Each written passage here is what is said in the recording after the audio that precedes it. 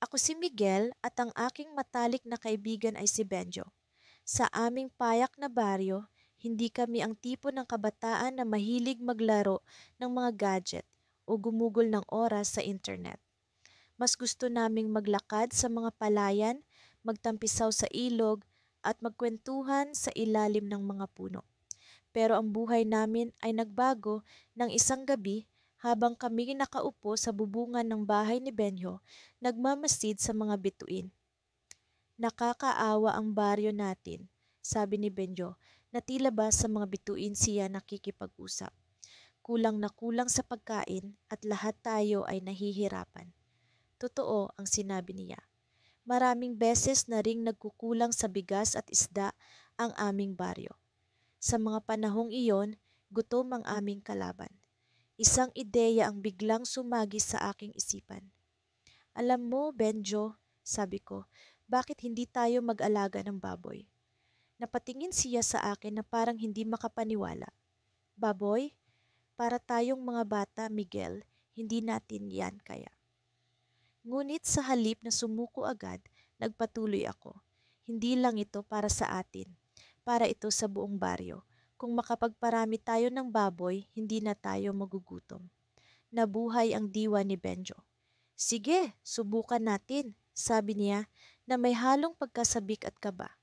Kinabukasan nagpunta kami sa bahay ni Mang Carding, ang pinakakilalang magbababoy sa aming baryo. Mahirap siyang kausapin, ngunit determinado kaming makakuha ng impormasyon mula sa kanya. Mang Carding, gusto po naming matutunan kung paano mag-alaga ng baboy, sabi ko, puno ng pag-asa. Tiningnan niya kami mula ulo hanggang paa at saka ngumiti. Kung kaya niyong tiisin ang amoy at ingay ng mga baboy, baka pwede, aniya, nagsimula kaming magtrabaho sa kanyang babuyan. Minsan kailangan naming gumising ng maaga para lamang pakainin ang mga baboy. Sa bawat araw natututo kami ng bagong kaalaman tungkol sa pag-aalaga. Pero higit sa lahat, unti-unti naming naramdaman ang kasiyahan sa aming ginagawa kasama ang mga baboy na tila ba nagiging bahagi na ng aming buhay. Habang abala kami sa pag-aalaga, napansin namin ang isang matandang baboy na tila ba may kakaibang ugali. Palaging ito'y nag-iisa at tila may pinagmamasdan sa malayo. Isang araw, nagulat kami nang biglang ito'y nagsalita. Huwag kayong masyadong magtiwala sa isang tao na hindi nyo kilala, ang sabi nito habang ang kanyang mga mata ay punong-puno ng pangamba. Napatigil kami sa aming ginagawa. Ano yon, Miguel? Tanong ni Benjo, na tila hindi makapaniwala sa kanyang narinig. Hindi ko rin alam ang isasagot ko. Ang matandang baboy ay tumingin sa amin ng diretso, na tila ba may nais iparating na mas malalim na mensahe. Ang kanyang mga mata ay puno ng misteryo at tila ba may alam siyang hindi namin nalalaman. Sa mga sumunod na linggo, patuloy kaming nagtrabaho sa babuyan. Ngunit ang mga sinabi ng matandang baboy ay hindi maalis sa aming isipan. Parang may mabigat na bagay na bumabalot sa amin at alam namin na hindi pa tapos ang kwento ng aming pakikipagsapalaran. At sa isang hindi inaasahang pagkakataon, isang gabi habang kami nagbabantay sa babuyan, may narinig kaming kaluskos sa likod ng mga kulungan. Nang aming sinilip, may naaninag kaming anino na tila ba nagmamasid sa amin. Lumakas ang kabog ng aming dibdib at ang aming mga mata ay napuno ng takot at kaba. Ano ang ginagawa ng taong iyon sa gitna ng gabi? Sino siya at ano ang kanyang pakay? Pagkatapos ng aming unang linggo sa pag-aalaga ng mga baboy, unti-unti naming natutunan ni Carlo ang mga bagay na hindi namin inaasahan. Sa una, inakala naming madali lang ito. Pakainin, painumin, at linisin ang kulungan. Subalit ang pag-aalaga ng baboy ay mas komplikado kaysa sa inaakala namin. Isang umaga, habang kami abala sa pagpapakain sa kanila, napansin ni Carlo na tila may kakaiba sa isa sa mga baboy. Pare, parang matamlay si Pinky, sabi niya habang itinuturo ang baboy na pinangalanan naming Pinky dahil sa kanyang mapusyaw na kulay rosas na balat. Lumapit ako at tiningnan si Pinky. Totoo nga, Hindi siya kasing aktibo ng mga nakaraang araw. Agad namin itong inireport kay Mang Ruben, ang matandang nagbigay sa amin ng baboy. Ah, mukhang may sakit si Pinky, sabi niya. Kailangan niyo siyang dalhin sa veterinaryo. Sa aming pagbabalik mula sa veterinaryo, si Pinky ay may bitbit ng mga gamot. Habang kami ay pauwi, sinabi ni Carlo, alam mo, hindi ko akalaing ganito kahirap ang pag-aalaga ng baboy. Pero kailangan natin itong gawin, hindi lang para kay Pinky, kundi para sa komunidad. Naramdaman ko ang determinasyon sa boses ni Carlo at ito'y nagbigay sa akin ng bagong sigla. Oo nga, Carlo, hindi tayo susuko. Nagsisimula pa lang tayo, sagot ko. Sa mga sumunod na araw, mas naging masigasig kami sa pag-aalaga. Naglaan kami ng oras upang makipag-usap kay Mang Ruben at sa iba pang mga veterano sa pag-aalaga ng baboy sa aming baryo. Natutunan namin ang tamang paraan ng pag-aalaga, mula sa pag-aayos ng kanilang pagkain hanggang sa tamang pag-monitor sa kanilang kalusugan. Unti-unti, nakita namin ang pagbabalik ng sigla ni Pinky. Bumalik ang kanyang liksi at sigla at ito'y nagbigay sa amin ng kaligayahan na hindi namin inaasahan. Parang sa bawat kilos niya, sinasabi niya, salamat at hindi niyo ako sinukuan. Isang gabi, matapos naming asikasuhin ng mga baboy, naupo kami ni Carlo sa ilalim ng puno ng mangga malapit sa kulungan.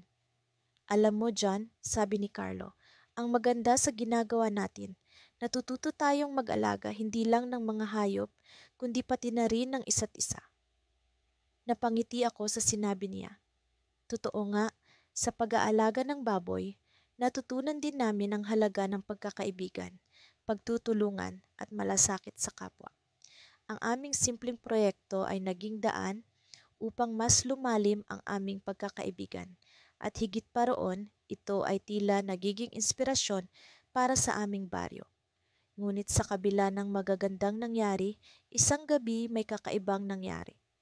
Habang kami nagpapahinga, biglang may narinig kaming kaluskos mula sa kulungan. Tumayo kami at dali-daling lumapit sa kulungan ng mga baboy. Sa aming paglapit, nakita naming bukas ang gate ng kulungan. Sa aming pagkagulat, wala si Pinky. Agad naming hinanap sa paligid, ngunit hindi namin siya makita. Paano nangyari ito? Tanong ni Carlo, halata ang pag-aalala sa kanyang mukha. Napatingin ako sa paligid, nagbabaka sakaling makita si Pinky. Ang dilim ng gabi ay tila humigop sa kanya. Sa aming paghahanap, napansin kong may bakas ng paa ng baboy na patungo sa kakahuyan sa likod ng aming baryo. Carlo, tingnan mo ito, sabi ko habang tinuturo ang bakas. Mukhang sa kakahuyan siya nagpunta. Nagkatinginan kami ni Carlo. Batid ang panganib, ngunit buo ang loob na hanapin ang nawawalang kaibigan. Sa aming pagpasok sa kakahuyan, ang malamig na hangin ay tila nagbibigay babala sa amin. Ngunit sa kabila ng takot, hindi namin kayang iwan si Pinky. Habang patuloy kaming naglalakad, narinig namin ang isang mahinang ungol sa di kalayuan. Narinig mo iyon? Tanong ni Carlo. Ang kanyang mga mata ay nagliliwanag sa pag-asa. Oh, tara, sagot ko, at kami ay tumakbo patungo sa direksyon ng tunog. Sa aming pagdating, nakita namin si Pinky na natrap sa isang maliit na hukay. Agad naming tinulungan siyang makalabas. Ang kanyang mga mata ay tila naglalarawan ng pasasalamat at relief. Ngunit bago pa man kami makabalik sa baryo, isang kakaibang ingay ang aming narinig mula sa likuran. Nang kami lumingon, nakita namin ang isang pares ng matang naglalagablab sa dilim, papalapit sa amin. Sino o ano ito? Sa aming pagkagulat at takot, napagtanto naming ang hamon ng pag-aalaga ay hindi pa natatapos, bagkus ay nagsisimula pa lamang. Sa kabila ng aming kakulangan sa kaalaman, ang aming hangarin na mag-alaga ng baboy ay nagbunga ng pakikipagsapalaran na hindi namin inaasahan. Ako si Ari at kasama si Ben, ang aking matalik na kaibigan, sinimulan namin ang proyekto na ito para sa aming bayan. Sa simula, tila madali lamang ang lahat, ngunit tulad ng sinasabi ng matatanda, ang bawat paglalakbay ay may mga pagsubok na kailangan lampasan. Nang dumating ang araw kung kailan ipinanganak ang mga biik ng aming inaalaga ang baboy, kami ni Ben ay puno ng pagkamangha. Nakakamangha ang makita ang bagong buhay, maliliit na nilalang na umaasa sa amin para sa kanilang kinabukasan. Ang mga biik ay tila mga munting himala, maliit pa ngunit puno ng sigla. Agad naming napagtanto na ang responsibilidad na aming pinangakuan ay mas malaki kaysa sa aming inaasahan. Ben, tingnan mo sila, hindi ba tanggaling? Sabi ko habang nakatingin sa munting mga biik na sumisiksik sa kanilang ina, naghahanap ng gatas. Oo, Ari, pero kailangan nating pakanin sila at siguruhing mabuti ang kanilang kalusugan. Sagot ni Ben na may halong pag-aalala. Nagsimula kami sa mahigpit na schedule ng pagpapakain at pag-aalaga. Nag-research kami, nagtanong sa mga eksperto, at sinikap na matutunan ang lahat ng kailangan para sa tamang pag-aalaga. Ang bawat araw ay puno ng hamon, lalo na nang magsimulang bumuhos ang ulan. Ang kulungan ng baboy ay tila nagmistulang maliit na lawa. Kinailangan naming magmadali upang ayusin ang daluyan ng tubig at siguruhing hindi malulunod ang mga biik sa putik. Isang umaga, habang abala kami sa paglilinis, napansin namin na may isang biik na tila nanghihina.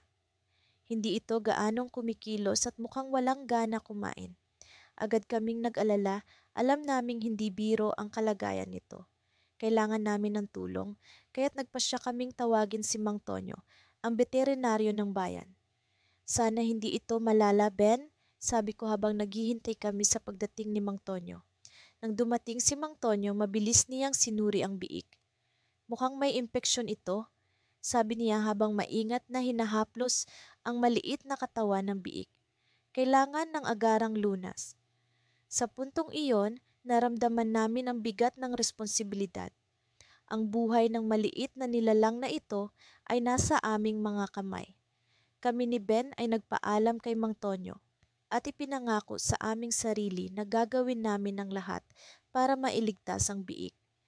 Nagpatuloy kami sa pag-aalaga, hindi lamang sa biik kundi pati na rin sa iba pang mga hayop sa kulungan.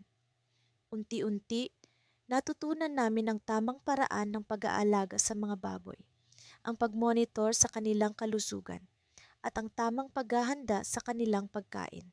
Habang lumilipas ang mga araw, unti-unti naming naramdaman ang pagbabago sa aming sarili.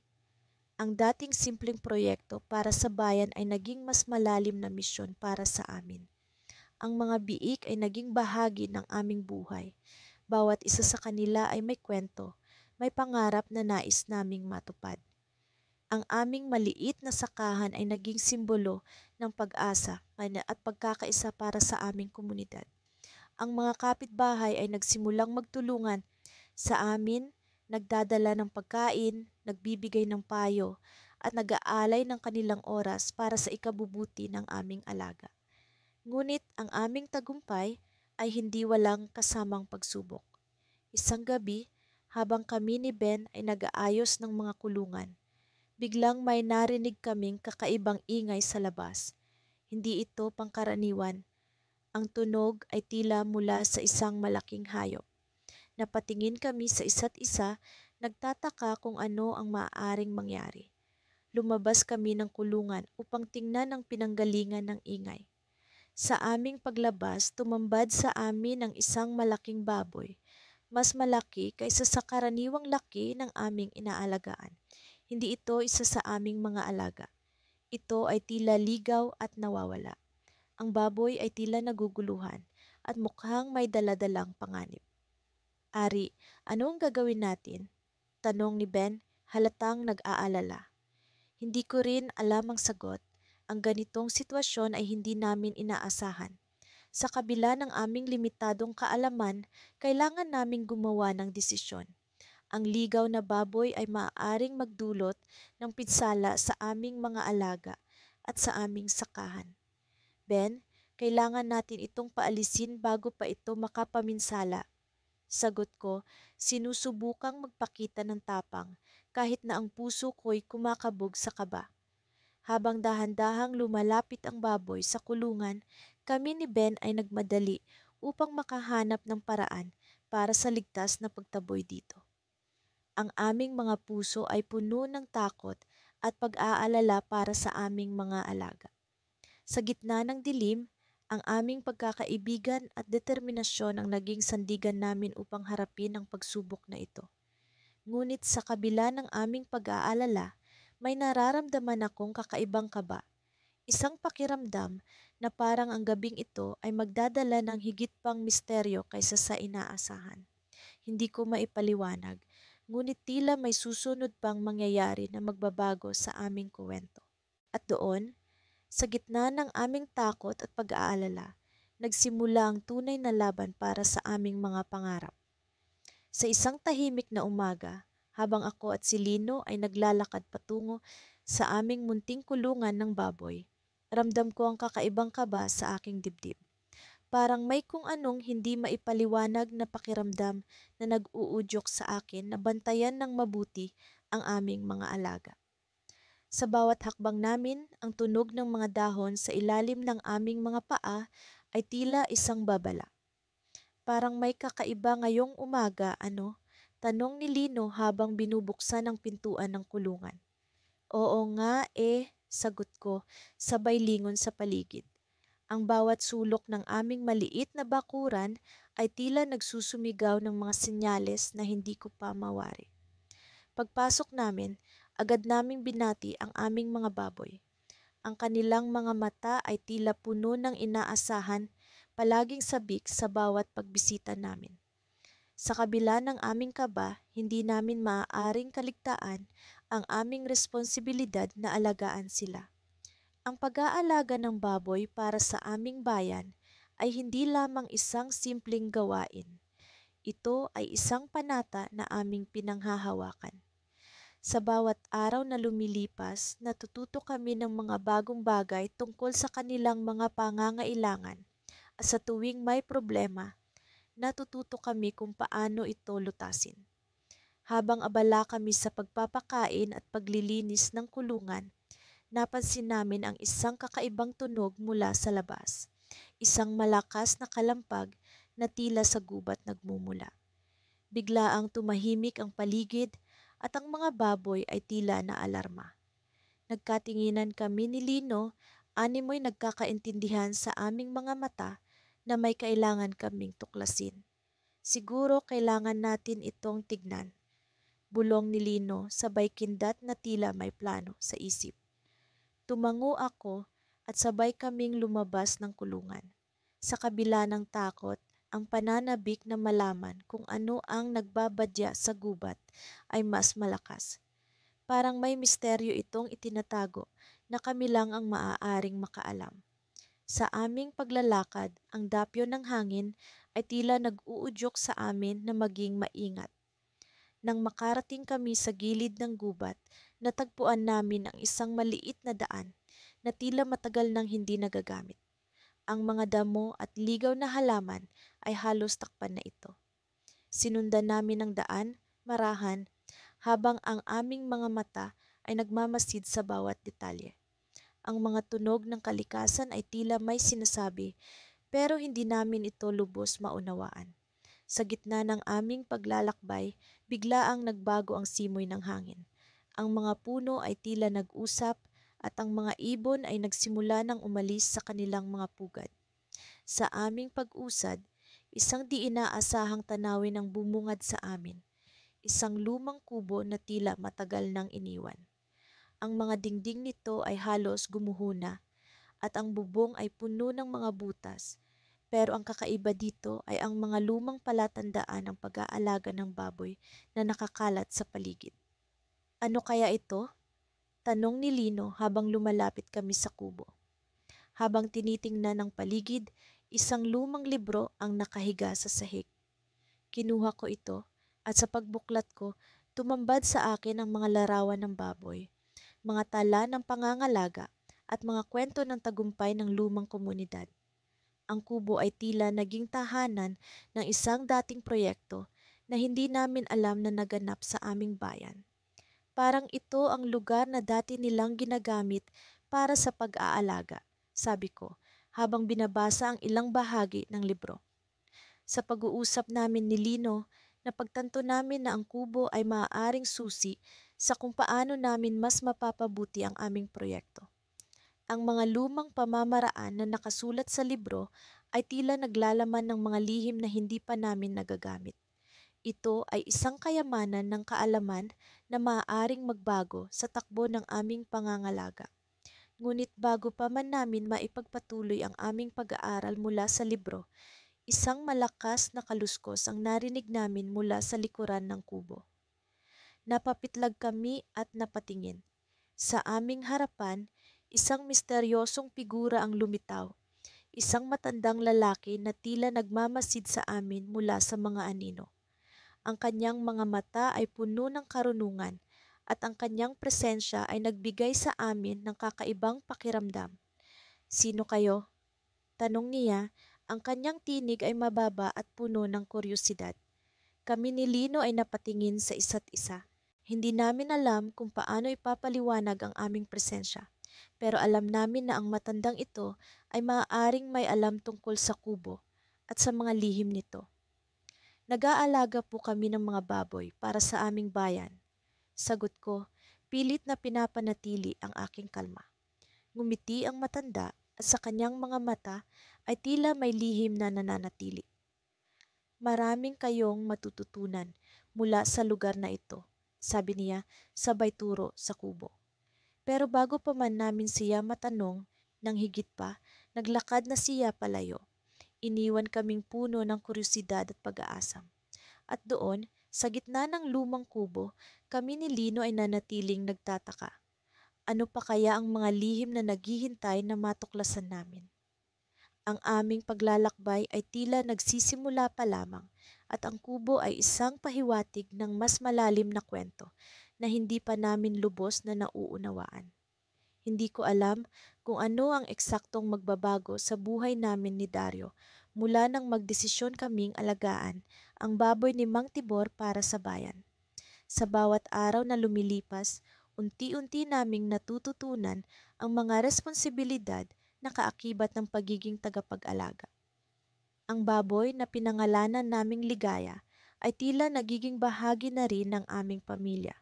Ngunit sa araw na iyon, may kakaibang nangyari, isang bagay na hindi namin inasahan.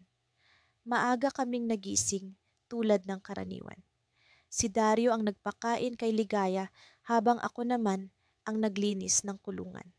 Maliban sa pag-aalaga, unti-unti na rin naming naisasama ang ibang kabataan sa barangay. Nagsimula ang lahat noong isinama namin si Elsa at Mateo para magpakain kay Ligaya isang hapon. Tila nahawa sila sa sigla ni Ligaya. Kaya't sa tuwing may oras sila, bumibisita sila sa amin para tumulong. "Alam mo, Luis," sabi ni Dario habang tinutulungan akong maglagay ng bagong dayami sa kulungan. "Parang mas masaya si Ligaya kapag maraming tao. Akala ko baboy lang siya pero parang naiintindihan niya ang ginagawa natin." Ngumiti ako kay Dario. "Oo nga, parang alam niyang hindi lang siya basta alaga. Parang alam niyang mahalaga siya para sa bayan." Sa totoo lang, iyon ang iniisip ko rin. Sa tuwing tinitingnan ko si Ligaya, naiisip kong para siyang simbolo ng pagkakaisa. Hindi lang siya isang hayop, naging dahilan siya para magkaisa ang kabataan sa barangay. Ngunit sa araw na iyon, may narinig kaming kakaibang tunog. "Luis, narinig mo ba iyon?" tanong ni Dario, biglang huminto sa ginagawa. Tumango ako, ngunit hindi ko mawari kung saan nanggagaling ang tunog. Para itong ungol na mababa, halos parang bulong, ngunit may halong galit. Napatingin kami sa paligid. Ang araw ay mataas pa at tahimik ang paligid maliban sa tunog ng mga ibon at ang paminsan-minsang pag-iingay ni Ligaya. "Baka may kalabaw na dumaan?" tanong ko, bagamat hindi rin ako sigurado. "Kalabaw?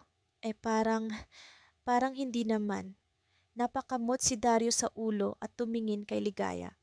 Tahimik lang siya, nakatingin sa amin na para bang nagtatanong din. Nagpasya kaming libutin ang likod ng kulungan. Ang lugar na iyon ay madalas naming binabaliwala. Puro damo at maliliit na puno lang ang naroon. Ngunit sa pagkakataong iyon, tila may kakaibang pakiramdam na bumalot sa amin habang papalapit kami sa pinanggagalingan ng tunog. Luis, sigurado ka bang pupuntahan natin to? Bulong ni Dario, hawak-hawak ang isang kahoy na pamalo na nakuha niya mula sa tabi ng kulungan. Eh kung hindi natin pupuntahan, paano natin malalaman kung ano yon? Sagot ko, kahit sa loob-loob ko ay kinakabahan din. Patuloy kaming lumapit at habang papalapit kami, mas nagiging malinaw ang tunog. Hindi na ito unggol kundi tila halinghing, malalim at may halong pagsinghap. Tumigil kami sa likod ng isang malaking puno at sumilip. Doon namin nakita ang isang bagay na ikinagulat namin. Sa ilalim ng lilim ng mga puno may nakatayo isang lalaki. Ang suot niya ay punit-punit na damit at tila madungis ang kanyang mukha. Ang mga mata niya ay matalim, halos parang hayop, habang nakatingin sa direksyon ng kulungan ni Ligaya. Sa tabi niya ay isang malaking sako na parang puno ng kung ano. Luis, sino yon? Bulong ni Dario, halos hindi makagalaw sa takot. Umiling ako, hindi ko rin siya kilala. Ang alam ko lang, hindi siya taga-barangay. Sa loob ng maraming taon na nakatira kami sa lugar na ito, kabisado ko ang mukha ng bawat tao, lalo na ang mga matatanda. Ngunit ang lalaking ito, isa siyang estranghero. Tahimik kaming nanatili sa likod ng puno, pinapakinggan ang tunog na ginagawa niya. Maya-maya, nakita namin siyang gumalaw. Dahan-dahan niyang binuksan ang sako. Sa loob nito ay may mga bagay na hindi namin maaninag mula sa kinatatayuan namin. Ngunit ang bawat galaw niya ay tila may masamang balak. Luis, umalis na tayo. Pakiusap ni Dario, hawak-hawak ang braso ko. Hindi, Dario. Kailangan nating malaman kung ano ang ginagawa niya. Sa kabila ng takot, nagpasya akong kumilos. Dahan-dahan akong lumapit, iniwan si Dario sa likod ng puno. Ngunit bago pa man ako makalapit, bigla siyang tumingin sa direksyon ko. Halos tumigil ang tibok ng puso ko. Hoy, sino ka? Sigaw niya, ang tinig niya ay malalim at may halong galit. Hindi ako makagalaw. Pakiramdam ko ay natunaw ako sa kinatatayuan ko. Napansin ko ang sako niya. Sa wakas ay naaninag ko na kung ano ang laman nito. Malalaking gulok at mga lubid. Biglang tumakbo si Dario papunta sa akin, hawak ang pamalo. Tumakbo ka, Luis! Sigaw niya, sabay hampas sa lupa para takutin ang lalaki. Hindi ko alam kung paano ko nagawa, pero tumakbo ako. Tumakbo rin si Dario, iniwan ng lalaki na tila nagulat sa ginawa namin.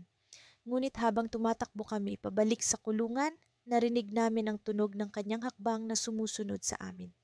Pagdating namin sa kulungan ni Ligaya, naroon na ang ilan sa mga kabataan, si Elsa, si Mateo, at pati na rin si Mang Tibor. Hingal kami ni Dario, hindi maipaliwanag ang nakita namin. May lalaki sa likod ng kulungan, sabay naming sabi.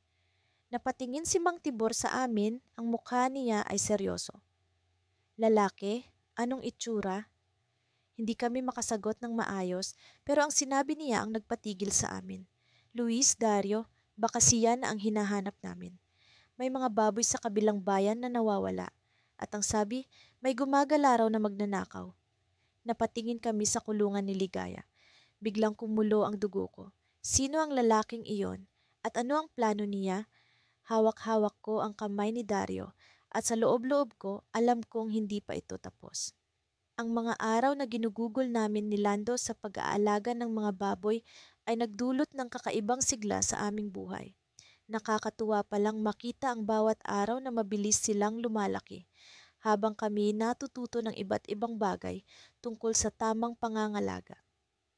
Bawat taghoy nila tuwing oras ng pagkain ay para bang musika sa aming pandinig. Ngunit sa kabila ng kasiyahang hatid ng aming bagong responsibilidad, may isang bagay na hindi maalis sa isip ko. isang bagay na tila may misteryong bumabalot. Isang gabi, habang nagkakalkal ako ng pagkain ng baboy sa lumang sako, napansin kong may kakaibang tunog na nagmumula sa likod ng kulungan. Akala ko'y hangin lang o baka isa sa mga baboy ang gumagawa ng ingay, ngunit nang tumingin ako sa mga ito, tahimik silang nakahiga, tila natutulog. Nilingon ko si Lando na abala sa pag-aayos ng mga paninda sa tabi ng kulungan. Lando, tawag ko, ngunit hindi siya sumagot. Puno ng kaba ang dibdib ko habang unti-unti kong nilapitan ang likod ng kulungan. Ang tunog ay parang mahina, ngunit nagbabadyang boses na tila may humihingi ng tulong.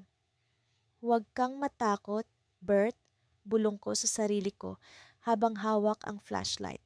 Nang masilayan ko ang likuran, wala naman akong nakita. Siguro guni-guni lang, dagdag ko, ngunit hindi pa rin maalis ang kakaibang damdaming bumabalot sa akin. Kinabukasan, nagpasya akong tanungin si Lando tungkol sa tunog. Lando, may napansin ka bang kakaiba sa kulungan kagabi? Parang may narinig akong boses sa likod, sabi ko habang nag-aayos ng pagkain ng mga baboy. Napakunot ang noo niya at tumingin sa akin ng may pagtataka. Boses? Wala naman akong naririnig. Siguro pagod ka lang, Bert. Masyado kang nagpapakaseryoso sa pag-aalaga ng mga baboy. Sagot niya sabay tawa. Ngunit alam kong hindi iyon pagod. Alam kong may kakaiba.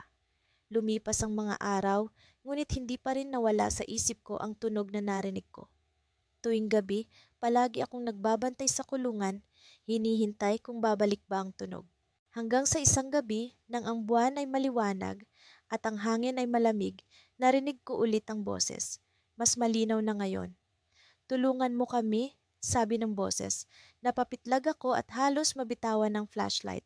Hindi ako maaaring magkamali. May tao sa likod ng kulungan. Agad kong ginising si Lando, na mahimbing na natutulog sa maliit naming kubo malapit sa kulungan. Lando, bumangon ka! May tao sa likod ng kulungan. Sigaw ko habang yinuyugyog ang balikat niya. Napamulagat si Lando halatang nagulat sa aking sinasabi. Ano ba, Bert? 2:00 na ng madaling araw. Ano na naman yung sinasabi mo? Tanong niya, ngunit ang tono ng boses ko ang dahilan kung bakit siya bumangon nang wala ng reklamo. Dahan-dahan naming nilapitan ang likod ng kulungan. Bitbit ko ang flashlight habang si Lando ay may hawak na kahoy na pamalo kung sakaling may masamang mangyari. Nang malapit na kami sa likuran, natigil ang boses. Tumingin kami sa isa't isa, parehong kinakabahan. Bert, sigurado ka ba?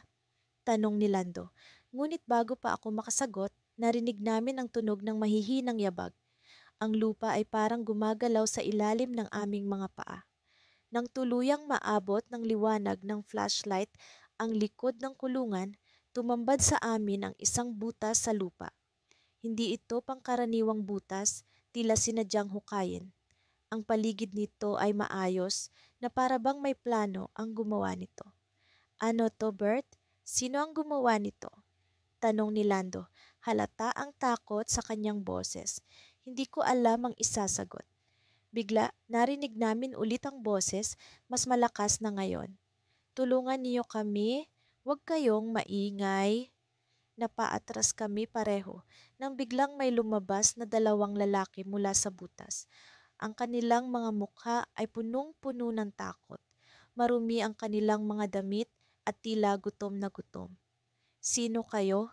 Tanong ni Lando habang nakataas ang kahoy na pamalo. Hindi sila sumagot. Sa halip, isa sa kanila ang sumigaw, "Huwag kayong maingay, hinahanap kami ng mga tauhan ni Mayor.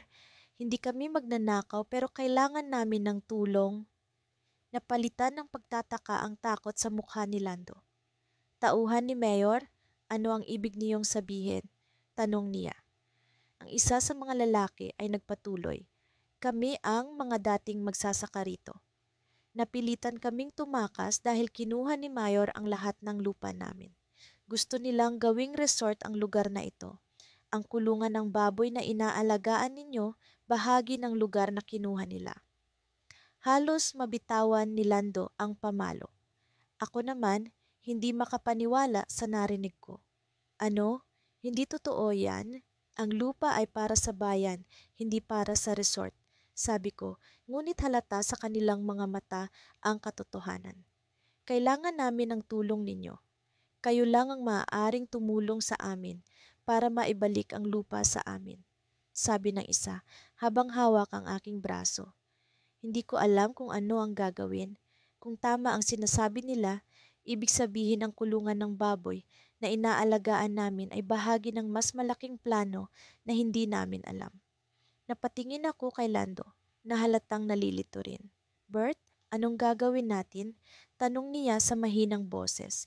At doon sa gitna ng malamig na gabi, napagtanto ko na ang simpleng pangangalaga ng baboy ay maaaring maging simula ng isang mas malaking laban. Laban para sa lupa, para sa bayan, at para sa mga taong naaapi. Ngunit paano namin sisimulan ang laban na ito? Paano kung totoo ang sinasabi nila? At paano kung ang pagtulong sa kanila ay maglagay sa amin sa panganib? Sa harap ng lahat ng ito, ang tanong na gumugulo sa isip ko ay isang bagay na hindi ko agad masagot. Handa ba kaming isakripisyo ang lahat para sa isang bagay na hindi namin alam kung tama? Pagkatapos ng mahaba-habang araw ng pag-aalaga sa mga baboy na si Pinky at si Pumba, hindi ko maiiwasang mag-isip kung paano namin nagagampanan ang aming mga responsibilidad. Ako si Lino at kasama ko si Jomar sa misyon na ito para sa aming bayan. Sa tuwing umuulan at ang putik ay sumasama sa aming mga paa, hindi ko maiwasang maisip kung paano namin napasok ang ganitong klaseng buhay. Ngunit sa kabila ng hirap, ramdam ko ang saya at ang pag-asa sa tuwing nakikita ko ang mga baboy na masigla at malusog. Nagsimula ang lahat sa isang simpleng proyekto sa paaralan, isang proyekto na naglalayong ipakita ang kahalagahan ng pag-aalaga sa hayop at kung paano ito makakatulong sa komunidad. Sa aming pag-uusap ni Jomar, napagdesisyonan naming gawing mas malaki ang proyekto.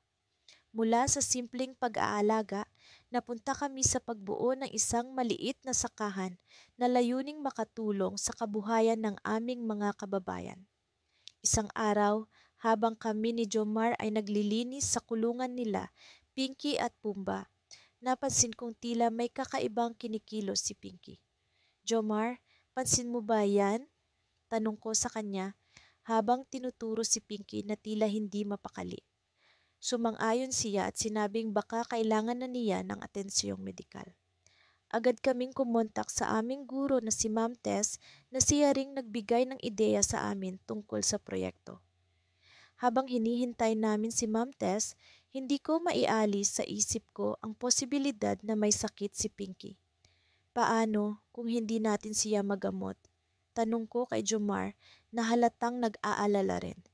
Kaya natin ito, Lino. Nandyan si Ma'am Tess para tumulong.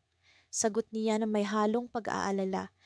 At sa kanyang nangiti, naramdaman ko ang tibay ng aming pagkakaibigan. Sa pagdating ni Ma'am Tess, agad niyang sinuri si Pinky. Mukhang stress lang ito, baka dahil sa pagbabago ng panahon, paliwanag niya na agad naming ikinagaan ng loob. Tumulong siya sa amin sa pag-aalaga kay Pinky at sa kanyang payo, mas naging maingat kami sa mga susunod na araw. Ang mga sumunod na linggo ay punong-puno ng aral. Nalaman namin ni Jomar kung gaano kahalaga ang tamang nutrisyon para sa mga baboy, pati na rin ang tamang oras ng pagpapakain. Mas naging malapit kami sa mga hayop at mas naging maingat sa pag-aalaga sa kanila. Unti-unti rin naming nakikita ang epekto nito sa aming komunidad. Nabawasan ang gastos sa pagpapakain dahil sa mga natutunan namin mula sa aming mga guro at kapwa mag-aaral.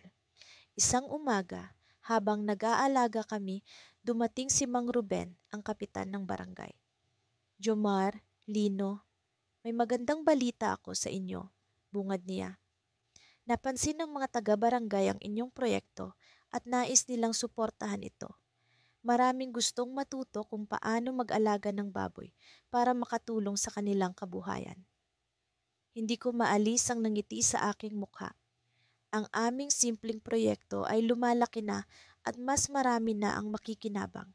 Ngunit sa kabila ng saya, isang katanungan ang biglang sumagi sa isip ko. Ano kaya kung may mangyari ulit kay Pinky o Pumba? Paano kung mas malala ito? Tanong ko kay Jumar habang naglalakad kami pa uwi. Huwag kang mag-alala, Lino. Kasama natin ang buong komunidad. Hindi na tayo nag-iisa. Sagot niya. Sa gitna ng aming pag-uusap, biglang may narinig kaming ingay mula sa kulungan. Agad kaming nagbalik at nakita si Pumba na tila hindi mapakali.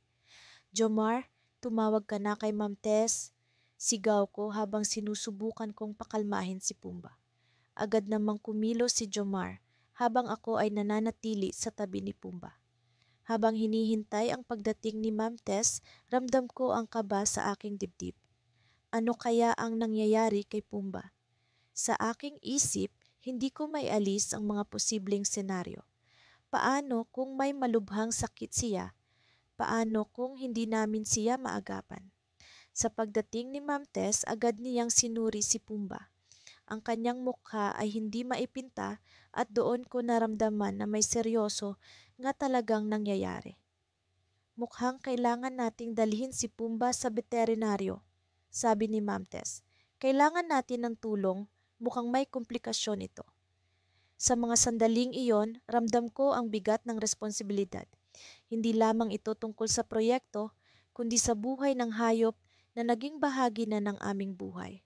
Habang nakatingin ako kay Jomar, ramdam ko ang takot at pag-aalala sa kanyang mukha. Mga damdaming alam kong nararamdaman din niya. Ngunit sa likod ng kanyang mga mata, nakita ko ang pag-asa at determinasyon. Kakayanin natin ito, Lino. Para kay Pumba, para sa komunidad. At sa mga sandaling iyon, alam kong hindi kami nag-iisa.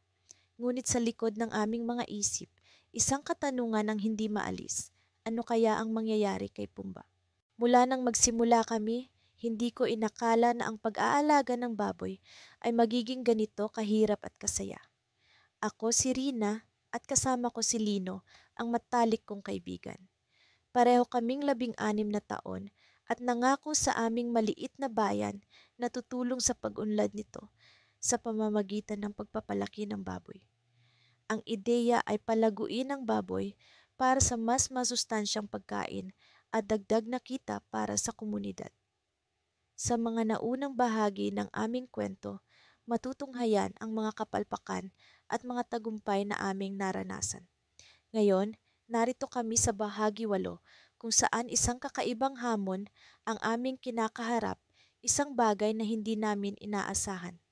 Nagsimula ang araw na tila normal lang, dumating kami sa kulungan ng mga baboy, dala ang pagkain at inumin ng mga ito.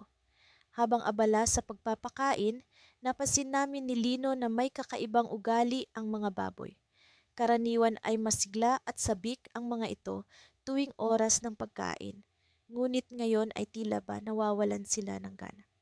Si Lino ang unang nagsalita. Rina, may napapansin ka bang kakaiba? Tumango ako sabay sabing, oo, para silang natutulala. Hindi sila kasing aktibo ng dati. Nagdesisyon kaming magmasid pa sa kanilang mga kilos. Habang patuloy ang aming pagmamasid, napansin namin ang isa sa mga baboy, si Max, na tila may sinat. Sinubukan namin siyang lapitan, ngunit nagulat kami nang bigla siyang magwala at tumakbo palayo. Hindi na namin siya maabot at mas dumami pa ang mga baboy na tila nawawala sa kanilang sarili. Nagdesisyon kaming tawagin ang veterinaryo ng bayan, si Mang Ruben. Pagdating niya, agad niyang sinuri ang mga baboy. Kitang-kita sa kanyang mukha ang alalahanin. Mukhang may sakit ang mga baboy ninyo, ang sabi niya. Maghahanap ako ng gamot na makakatulong, pero kailangan niyo ring bantayan sila ng mabuti. Habang naglalakad si Mang Ruben papalayo, kami ni Lino ay napaisip kung ano ang maaari naming gawin sa ganitong sitwasyon.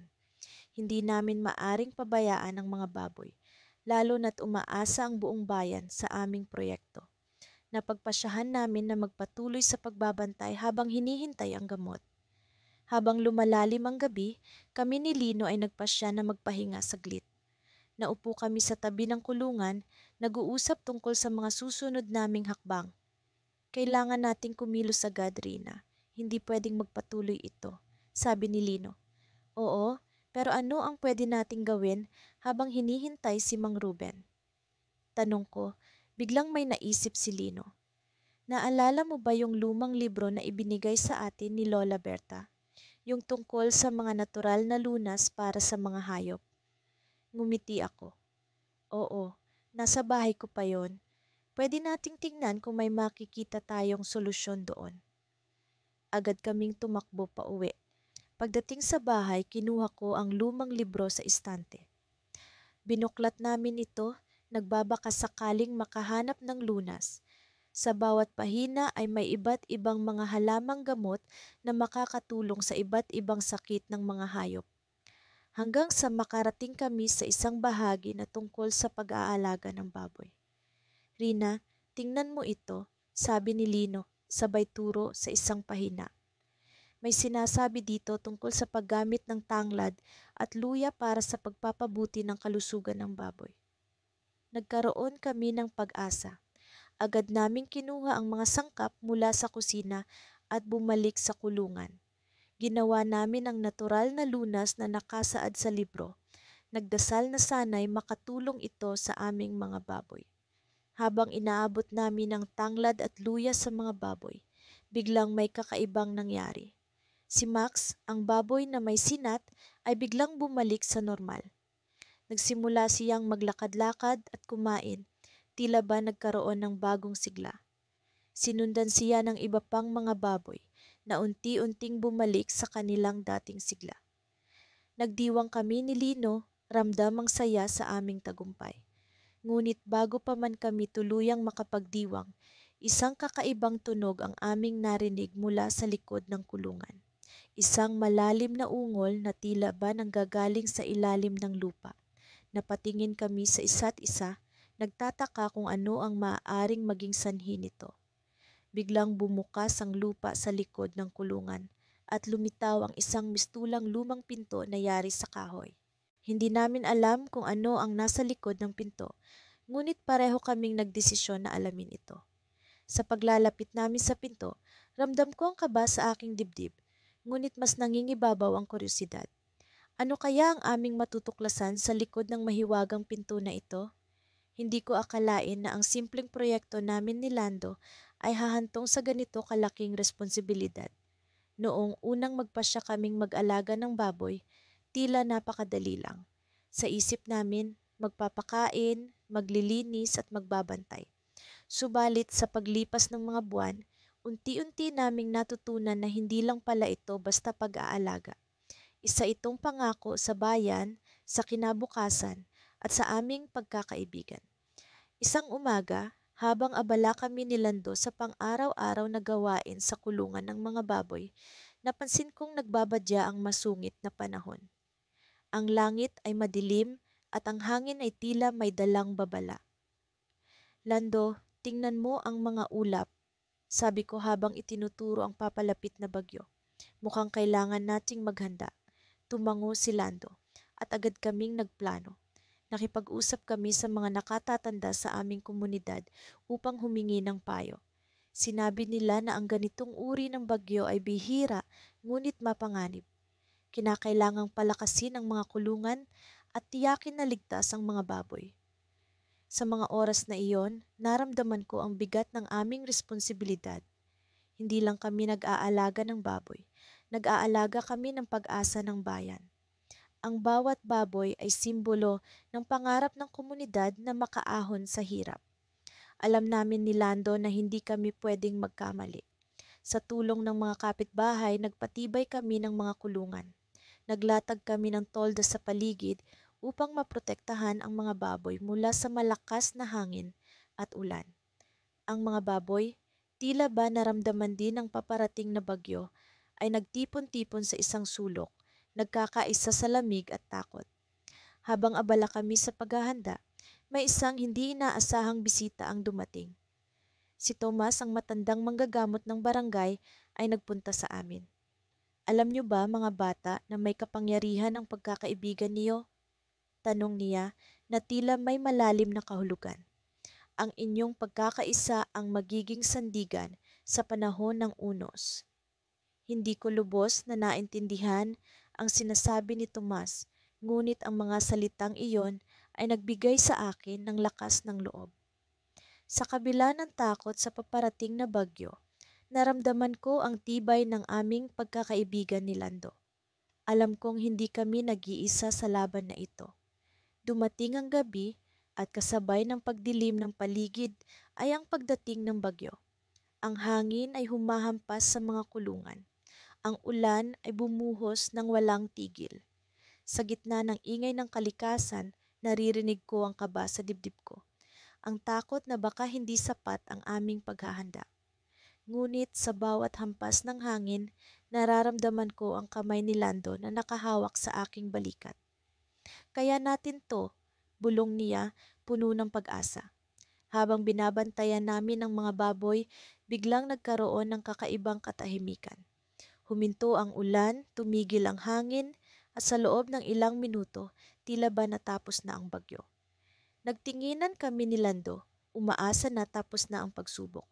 Ngunit sa isang iglap, isang malakas na tunog ang pumutok sa paligid. Ang isang bahagi ng aming kulungan ay bumagsak. Nagmamadali kaming tumakbo, nag-aalala para sa mga baboy. Sa aming pagdating, nakita namin ang isang kakaibang liwanag sa likod ng kulungan. Ang liwanag na iyon ay nagmumula sa isang bagay na hindi namin inaasahan. Sa gitna ng kaguluhan, natuklasan namin ang isang lumang mapa na nakatago sa ilalim ng kulungan. Ipinapakita nito ang isang lihim na lagusan patungo sa isang lugar na hindi namin alam na umiiral. Ang mapa ay tila ba nagtuturo sa amin sa isang bagong paglalakbay. Isang paglalakbay na maaaring magdala sa amin sa kasagutan sa mga tanong ng aming bayan. Hindi ko alam kung ano ang dapat naming gawin. Sa gitna ng unos, sa likod ng pagkasira, may bagong pag-asa. Isang bagong hamon. Ang bagyo ay hindi lang nagdala ng takot. Nagdala rin ito ng bagong simula. Habang nagkakatinginan kami ni Lando, alam namin na ang aming responsibilidad ay hindi nagtatapos sa pag-aalaga ng mga baboy. Ang aming pagkakaibigan ay hahantong sa isang mas malalim na misyon, ang tuklasin ng lihim ng mapa at ang kahulugan nito para sa aming komunidad. Sa gabing iyon, habang nakikipag-ugnayan kami sa mga baboy, alam kong may darating pang mas malaking pagsubok. Ngunit sa puso ko, nararamdaman ko ang pag-asa. Ang bagyo ay maaaring sumubok sa amin, ngunit sa kabila nito, natagpuan namin ang bagong paglalakbay, isang paglalakbay na puno ng misteryo at posibilidad. At sa likod ng bawat unos, sa likod ng bawat takot, ang pagkakaibigan namin ni Lando ang magiging ilaw sa madilim na daan. Sa bawat araw na lumilipas, mas nagiging matimbang ang aming responsibilidad sa pag-aalaga ng mga baboy para sa aming bayan. Ako, si Lino, at ang aking matalik na kaibigan na si Marco ay natutong mag-ukol ng oras at lakas para sa proyektong ito. Noon ay tila isang simpleng gawain lamang, ngunit sa paglipas ng panahon, naunawaan namin ang lalim ng aming misyon. Isang umaga, habang ang araw ay unti-unting sumisilip sa likod ng mga ulap, nagising kami sa kakaibang katahimikan. Ang tunog ng mga baboy na karaniwang nagtutugtugan ay tila nawala, at tanging ang malamig na hangin ang aming naririnig. Agad kaming nagkatinginan ni Marco, kapwa nagtataka sa kakaibang pangyayari. Lino, sa tingin mo ba ay may nangyari? Tanong ni Marco na may bahid ng pag-aalala sa kanyang boses. Hindi ko rin maikakailang pag-aalala. Mabilis kaming tumakbo patungo sa kulungan ng mga baboy. Ang aming dibdib ay punong-puno ng kaba. Sa aming pagdating, nakita naming nagkakagulo ang mga baboy. Tila may hindi pagkakaintindihan sa kanilang hanay. Bakit kaya sila ganito? Tanong ko habang sinisikap kong kalmahin ang isa sa mga baboy. Sa aming pag-oobserba, napansin namin na ang isa sa mga baboy ay tila may sakit. Ang kanyang balat ay may kakaibang pamumula at tila mahina ang kanyang paggalaw. Kinabahan kami ni Marco. Ang sakit na ito ay wala sa aming kaalaman. Marco, kailangan natin ng tulong. Hindi natin kayang solusyonan ito ng mag-isa. Sabi ko, habang pilit kong iniisip ang susunod na hakbang. Agad kaming tumakbo patungo sa bahay ni Mang Isko, ang veterinaryo ng aming bayan. Siya ang palaging nagbibigay ng payo at gamot sa tuwing may suliranin kami sa pag-aalaga ng mga baboy. Ngunit sa aming pagdating, isang masamang balita ang bumungad sa amin. Pasensya na, mga bata, may sakit si Mang Isko at hindi siya makakapagtrabaho ngayon, sabi ng anak ni Mang Isko na si Aling Nena. Nakaramdam kami ng kawalan ng pag-asa. Paano namin malulutas ang sitwasyong ito kung walang makapagbibigay ng tamang gabay? Ngunit sa kabila ng aming panghihina, alam naming hindi kami pwedeng sumuko. Ang aming pananagutan para sa aming bayan ay higit pa sa aming sariling takot. Marco, hindi tayo pwedeng mag-aksaya ng oras. Subukan natin ang lahat ng makakaya natin, sabi ko sa kanya, puno ng determinasyon sa kabila ng lahat. Sa tulong ng mga librong aming nabasa, sinimulan naming hanapin ang posibleng lunas para sa sakit ng baboy. Naghalughog kami ng mga natural na remedyo at mga payo na nakalap namin mula sa mga mas nakatatanda. Sa bawat hakbang, nararamdaman ko ang pagtibok ng aking puso, ang takot na baka hindi namin magawa ang tama. Ngunit sa kabila ng lahat ng hirap, nagsusumikap kami. Pinagsama namin ang aming kaalaman at karanasan at nagsimula kaming maghanda ng mga halamang gamot na maaaring makatulong. Isang dapit hapon, habang kami ay nasa ilalim ng puno, bigla kong naisip ang isang ideya. Marco, naalala mo ba ang sinabi ni Mang Isko tungkol sa dahon ng bayabas? Sabi niya, maganda raw ito sa paglinis ng sugat. Sabi ko, puno ng pag-asa. Nagdingning ang mga mata ni Marco. Oo, tama. Subukan natin ito. Mabilis kaming nagpunta sa likod ng bahay kung saan maraming mga puno ng bayabas. Nagtipon kami ng mga sariwang dahon at nagsimula kaming gumawa ng solusyon. Sa aming pagbalik sa kulungan ng mga baboy, sabay kaming nagdasal na sana ay maging epektibo ang aming ginawa. Ngunit sa kabila ng aming pagsisikap, isang gabi habang kami ay nagpapahinga, may narinig kaming ingay mula sa labas. Hindi ito ang karaniwang tunog ng mga baboy, kundi isang bagay na mas nakakatakot. Sa aming paglabas, nakita namin ang isang grupo ng mga tao na nakatayo sa harap ng kulungan. Ang kanilang mga mukha ay seryoso at puno ng pag-aalala. Mga bata, may balita kami. Simula ng isa sa kanila, si Aling Marta. May nagkalat na balita na ang sakit ng baboy ay hindi lamang dito sa inyo. Pati sa ibang bahagi ng bayan, nararanasan din ito. At may mas malalaw pang balita. Tumigil siya saglit, tila nag-aalinlangan sa kanyang sasabihin. Huwag kayong mabibigla, pero may nagsasabi na hindi ito basta sakit lang. May posibilidad na ito ay dulot ng isang tao, isang sabwatan na naglalayong sirain ang ating bayan. Bigla kong naramdaman ang paglamig ng hangin. Sa kabila ng lahat ng aming pagsisikap, tila may mas malalim pang problema ang kailangan naming harapin. Ang responsibilidad na ito ay hindi lamang para sa mga baboy, kundi para sa buong komunidad. Sa gitna ng aming pagkalito, nagkatinginan kami ni Marco, kapwa puno ng determinasyon. Ang aming pagkakaibigan ay subok na ng panahon. At sa pagkakataong ito, alam namin na kailangan naming magtulungan upang tugunan ang mas malalim na suliranin ng aming bayan. Ang aming kwento ay hindi pa tapos. Sa likod ng mga pagsubok, nakatago ang mas malaking misyon na kailangan naming tuparin. At sa pag-usad ng mga pangyayari, handa kaming harapin ang anumang mangyari. Sa kabila ng mga hamong kinaharap namin ni Lino sa pag-aalaga ng baboy, unti-unti naming natutunan ang mga pasikot-sikot ng responsibilidad na kaakibat nito.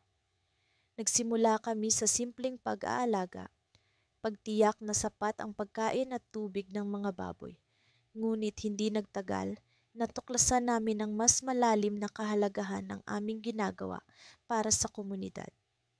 Alam mo, Andoy, sabi ni Lino habang pinagmamasdan ang mga baboy na masayang kumakain, hindi lang pala ito tungkol sa pagpapakain at paglilinis. Parang may mas malalim na koneksyon tayo sa kanila. Tumango ako, sumasang-ayon sa kanya. Oo, parang bahagi na sila ng pamilya. At hindi lang yon, ang dami ring natutulungan ng ginagawa natin. Ang aming maliliit na baboy ay nagsimulang lumaki at naging bahagi ng kabuhayan ng aming barangay. Ang mga karneng mula sa kanila ay nagsilbing pantustos sa mga handaan at ang kita mula sa pagbebenta nito ay nakatulong sa mga pangangailangan ng barangay. Ang mga magulang namin na noong una ay nag-aalinlangan ay nagsimulang makakita ng halaga sa aming proyekto. Ngunit sa kabila ng aming tagumpay, ramdam ko pa rin ang tila nakatagong pagsubok na hindi ko mawari. Isang gabi, habang kami ay nakaupo sa harap ng kamalig kung saan naroon ang mga baboy, biglang nagtanong si Lino, Andoy, nararamdaman mo ba minsan na parang may nagmamasid sa atin? Napatingin ako sa kanya, nagtataka. Ano ang ibig mong sabihin? Parang may kakaibang presensya sa paligid. Hindi ko maipaliwanag, pero tuwing gabi, pakiramdam ko may mga matang nakatingin sa atin. Nagtatawa ako sa kanya noong una, iniisip na baka guni-guni lang iyon. Ngunit sa mga sumunod na araw, nagsimulang bumalot sa akin ang parehong pakiramdam. Parang may kung anong kakaibang enerhiya sa paligid ng kamalig. Naging mas alerto kami, palaging nagmamasid sa paligid, ngunit wala kaming nakikitang kakaiba. Isang gabi, habang papalapit kami sa kamalig, napansin namin ang isang anino na gumalaw sa loob. Agad kaming nagtakbuhan ni Lino papasok, handang ipagtanggol ang aming mga baboy. Ngunit wala kaming nadatnan kundi ang mga baboy na tila tahimik na natutulog. Nagtinginan kami, parehong nagtataka. Ano nga ba ang nangyayari? Isang umaga, nagising kami sa isang ingay mula sa likod ng kamalig. Dali-dali kaming tumingin at doon namin nakita ang isang matandang lalaki na tila nagtatago sa likod ng mga puno. Agad kaming lumapit, ngunit bago pa kami makalapit, nagsalita siya, "Hindi ko kayo sasaktan." Hindi namin siya kilala, ngunit ang kanyang mukha ay puno ng kabaitan. "Ako si Mang Ruben," sabi niya. "Matagal ko nang sinusubaybayan ang ginagawa niyo, mga bata." Nagkatinginan kami ni Lino, parehong nagtataka kung ano ang nais iparating ni Mang Ruben. "Ano ang ibig mong sabihin, Mang Ruben?" Tanong ko. Marami na akong karanasan sa pag-aalaga ng mga hayop at alam ko ang hirap at saya na dulot nito. Nais ko kayong tulungan. May lihim akong natutunan sa pangangalaga ng baboy, isang teknik na makakatulong sa inyong proyekto. Nagningning ang aming mga mata sa ideya ng tulong mula sa isang eksperto, ngunit may parte sa akin na nag-aalinlangan. Bakit siya nagtatago? Ano ang tunay na motibo niya? Ngunit, patuloy ni Mang Ruben, bago ko ipakita ang teknik na ito, nais kong malaman kung hanggang saan ang inyong kakayahan. May pagsubok akong inihanda para sa inyo. Sa sandaling iyon, naramdaman ko ang buhos ng adrenaline. Ano kaya ang pagsubok na iyon? At ano ang lihim na teknik na maaaring makapagpabago sa aming proyekto? Nagkatinginan kami ni Lino, parehong puno ng pag-aalinlangan at pagkasabik. "Handa kami, Mang Ruben," sagot ni Lino, puno ng determinasyon. Ngunit bago pa kami makapagtanong tungkol sa detalye ng pagsubok, biglang naglaho si Mang Ruben sa likod ng mga puno. Iniwan kaming puno ng kuryosidad at tanong. Sa kamalig, ang mga baboy ay patuloy na kumakain, walang kamalay-malay sa bagong yugto na haharapin namin. Ako'y napatingin sa kanila, iniisip kung paano magbabago ang takbo ng aming kwento. Ngunit sa likod ng lahat ng ito, ang tanong na bumabalot sa akin, Ano ang tunay na dahilan ni Mang Ruben?